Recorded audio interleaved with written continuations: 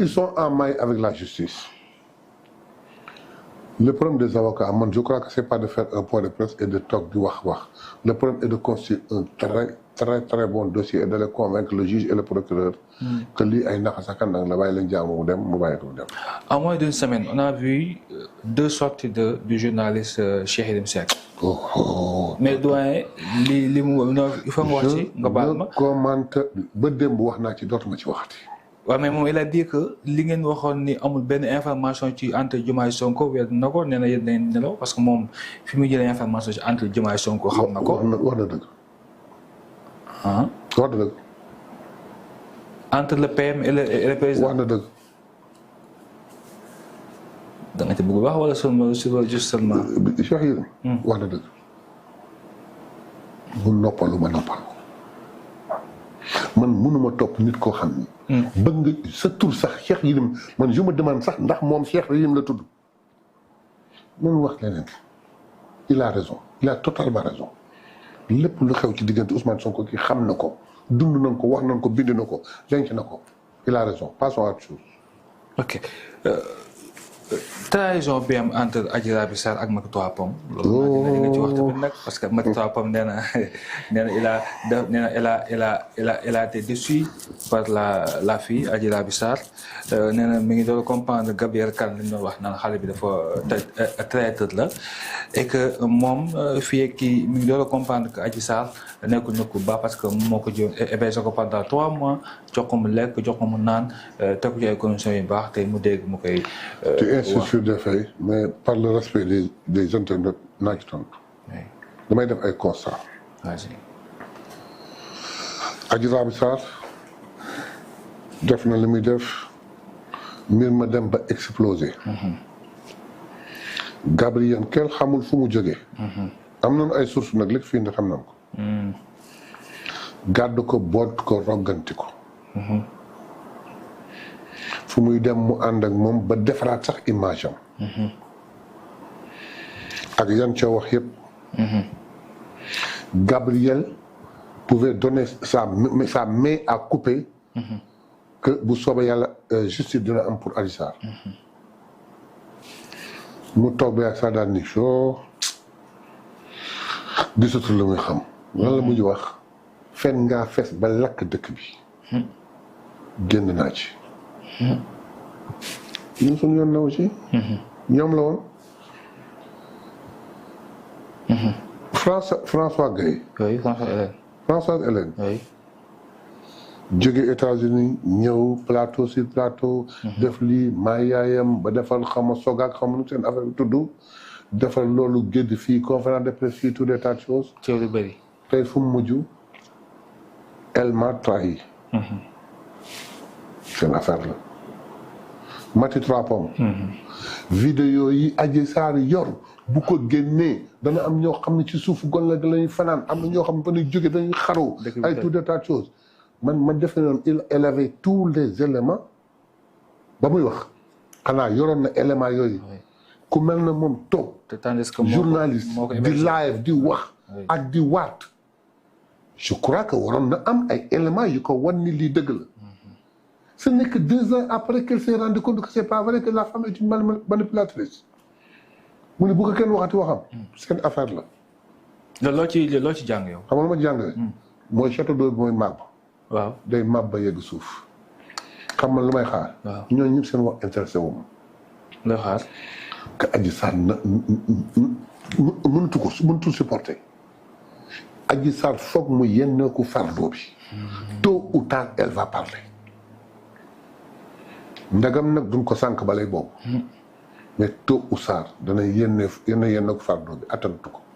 elle a tenté 3 fois ou 4 fois ici. dafa 3 Babacar Touré.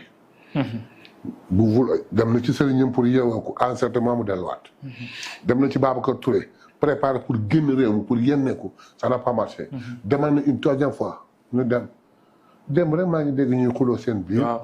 waaw ñoom seen biir kii man fi ma wax.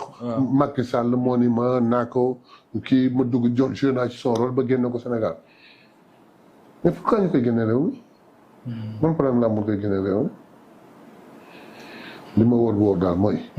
château d'eau baa ngi màbb.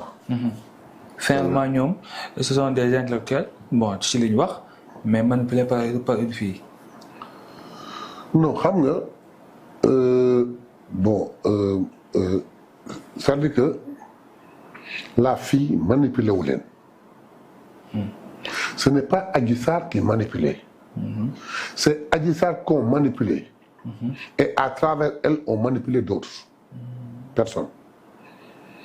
Adji Sarr, donc on a dugal ci salle théâtre comme à Sorano, mu répéter pendant 1 mois, pendant 15 jours, pendant 20 jours, pour parler pendant 25 minutes.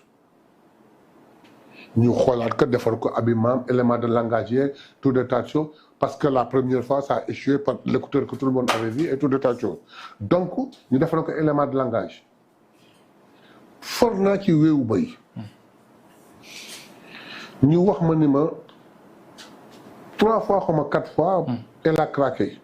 ci répétition bi préparation. Non, elle a craqué, elle dit qu'elle n'en pouvait plus. D'ailleurs sax ci audio yi mu waxante ak sëriñam mi ngi ci audio yi wax que vraiment elle n'en peut plus, que vraiment moom dina waxta bu waxee dëkk bi toj. Parce que deal bi ñu ko tëgg yëpp xam naa ko.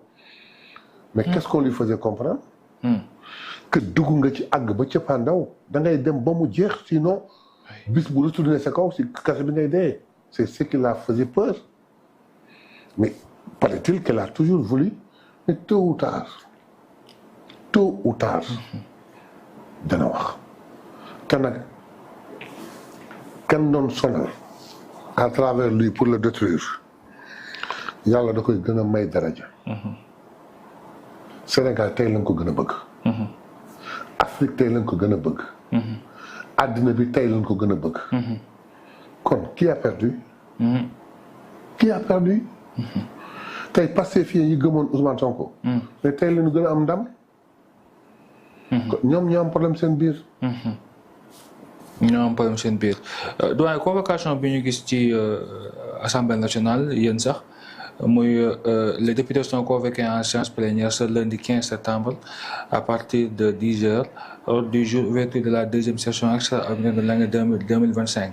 dafa xam ne sous décret du président de la République une session extraordinaire est convoquée ce lundi 15 septembre à 10 heures pour l'examen en procédure d'urgence des textes suivants: le projet de loi portant code des investissements, le projet de loi modifiant la loi numéro 2012-31 du 31 décembre 2012 portant code général des impôts, le projet de loi modifiant la loi numéro 2008-46 du 3 septembre 2008 instituant une redevance sur l'accès de l'utilisation des réseaux des télécommunications publiques. loolu ci. yow foo jël lii. ah yow yaa ma ko envoyé yaa ma ko envoyé. man maa la ko envoyé. Bon. Allez, vas-y, explique-moi. Je remercie, je félicite le président. Oui. De ne pas se soucier. Oui. Des vacances des parlementaires. Mu leen di réquisitionner en session extraordinaire pour lu avancer réew mi. Il a osé, il l'a fait et je l'en félicite. Man nag psychologiquement j'étais prêt. waaw. man xamoon naa ne du ma vacances. Parce que quand j'ai entendu le premier ministre dire que xaw ma ñaata projet de loi ñu ngi toog di nelaw. En juin bi ñu tëjee le 30 juin je me suis dit bon on a 3 mois.